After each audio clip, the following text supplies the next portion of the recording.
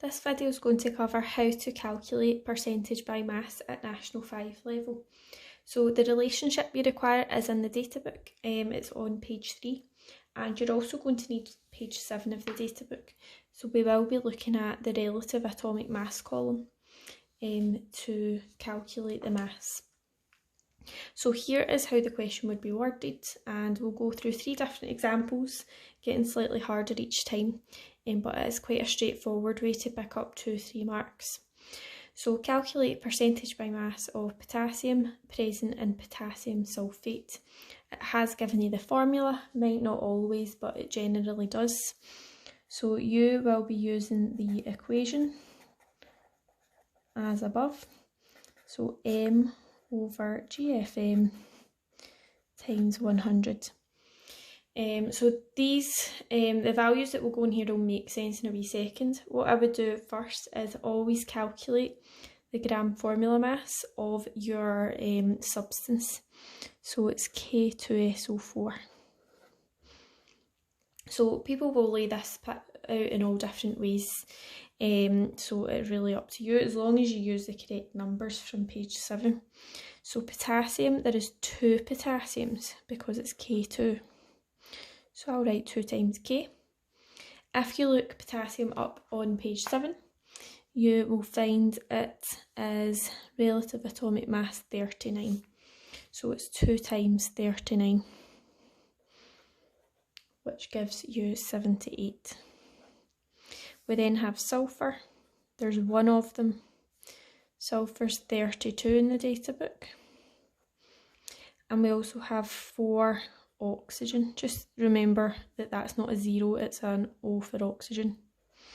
Oxygen's 16. 4 times 16 is 64.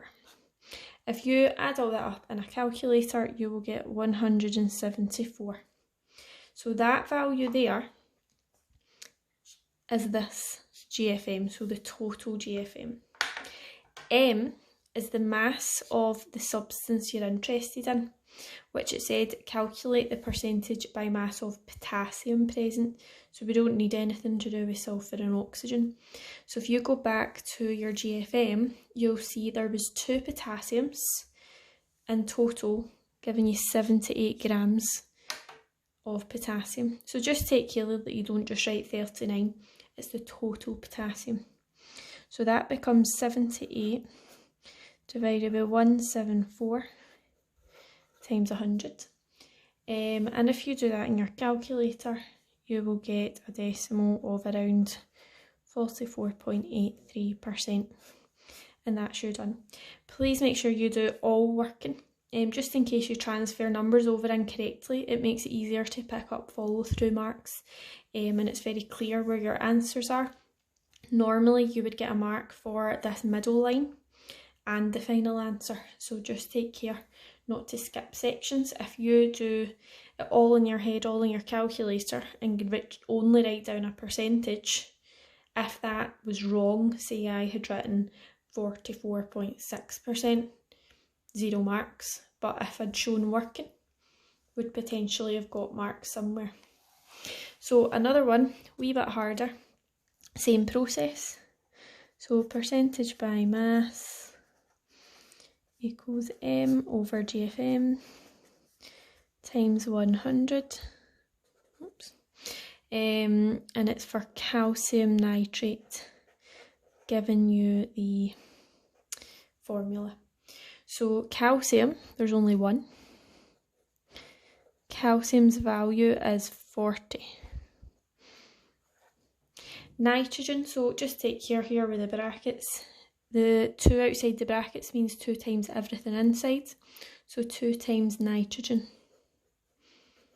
So 2N gives you 2 times 14. So 28. And finally 2 times 3 oxygen. So that's 6 oxygen. So it's just really testing your numeracy skills there as well. Normally in the past papers it is quite hard ones, it is involving brackets. That totals 164. So if we take our value for M was calcium's value, There's only one calcium this time, so no need to times it. And the GFM value is the total GFM. So 164. Don't forget to times by 100, it is a percentage, so it should have that. That equals 24.39%. And the final one is one of the harder ones that people tend to not spot something. So I will show you this one. This is probably the most important one to see. So you want the percentage by mass of nitrogen present in ammonium nitrate. So percentage by mass equals M over GFM times 100. And it's ammonium nitrate.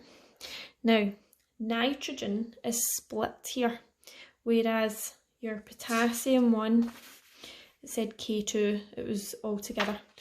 So just take helium, that is on purpose, that's how that formula is written.